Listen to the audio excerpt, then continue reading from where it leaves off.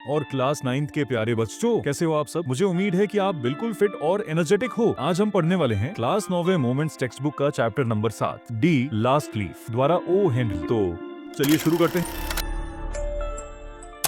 स्यू और जॉन्सी दो आर्टिस्ट थे जो एक छोटे से फ्लैट में रहती थी। उनका फ्लैट तीसरी मंजिल पर था। नवंबर में जॉन्सी बीमार पड़ गई थी। उसे निमोनिया हो गया था। डॉक्टर रोज आता था, लेकिन जॉन्सी की हेल्थ में कोई चेंज नहीं था। डॉक्टर स्यू से पूछता है, क्या जॉन्सी किसी टेंशन में है? स्यू कहती है, नहीं डॉक्टर, ऐसी कोई बात नहीं। तब डॉक्टर बोलता है, मुझे लगता है कि जॉन्सी जीना ही नहीं चाहती, और अगर ऐसा है तो कोई दवा काम नहीं करेगी। एक दिन स्यू देखती है कि जॉन्सी विंडो के बाहर एक आईवी क्रीपर को देखकर पत्तियों की गिनती कर रही थी। पत्तियां एक एक करके गिर रही थी। जॉन्सी बोलती है, 3 दिन पहले इस पर 100 पत्ते थे, अब सिर्फ 5 बचे हैं। जब आखिरी पत्ता गिरेगा तब मैं भी मर जाऊंगी। स्यू ने कहा, ये ऑटम का सीजन है, पत्तियां तो झड़ेंगी ही। अब ये सोचिए, एक पत्ते का गिरना या ना गिरना किसी के जीने या मरने से कैसे हो सकता है? मैं पिछले 3 दिनों से इस बात को जानती हूँ। स्यू ने जवाब दिया, तुम्हारे ठीक होने से इन पत्तियों का क्या लेना देना? जॉन्सी ने कुछ नहीं कहा। फिर स्यू जॉन्सी के लिए सूप पीने के लिए लाती है, पर जॉन्सी मना कर देती है। तब स्यू बोलती है, अगर तुम ऐसे ही विंडो के बाहर देखती रहोगी तो मैं विंडो बंद कर दूंगी। पर फिर वह कहती है, मैं ऐसा कर भी नहीं सकती, क्योंकि मुझे एक ओल्ड मैन की पेंटिंग बनानी है जिससे हमारे पास कुछ पैसे आ सके, और उसके लिए मुझे सनलाइट की जरूरत पड़ेगी। इसके बाद स्यू जॉन्सी के सिर पर किस करके सोने के लिए बोलती है। तब जॉन्सी कहती है, ठीक है,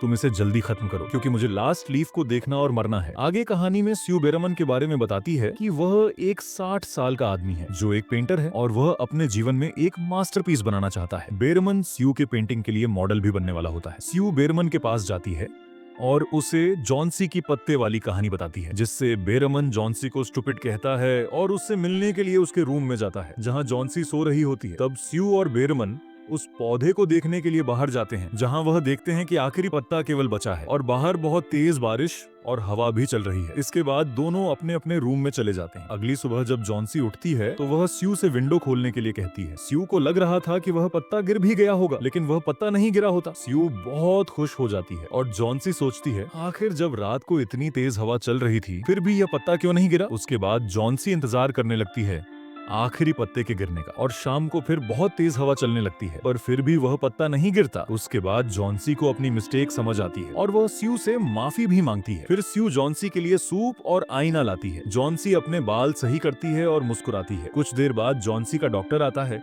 और उसका चेकअप करता है। वह कहता है, अब यह ठीक हो जाएगी, क्योंकि अब यह जीना चाहती है। इसके बाद डॉक्टर कहता है, मुझे बेरमन को देखने जाना है, क्योंकि उसे निमोनिया हो गया है। स्यू जॉन्सी को आकर बताती है, बेरमन 2 दिन से बीमार था और उसकी मौत हो गई। उसके पास गीले कपड़े और पेंटिंग ब्रश, हरा और पीला रंग भी पाया गया था। जॉन्सी इसका मतलब पूछती है। तब स्यू कहती है, उस तूफानी रात बेरमन बारिश में हमारे विंडो के आगे एक पत्ता बना रहे थे ताकि तुम जियो, और वह उनका मास्टरपीस था। बच्चों, ये चैप्टर यहीं खत्म हो जाता है। अब मैं आपसे एक सवाल पूछता हूँ, आपके हिसाब से बेरमन ने क्यों अपने आखिरी मोमेंट्स में उस लीफ को पेंट किया? कमेंट सेक्शन में अपने थॉट्स जरूर शेयर करिए। अगर आपको यह एक्सप्लेनेशन पसंद आया हो तो वीडियो को लाइक करें, और नए एजुकेशनल कंटेंट के लिए चैनल को सब्सक्राइब करना ना भूलें। तब तक के लिए कीप लर्निंग, कीप ग्रोइंग। जय हिंद।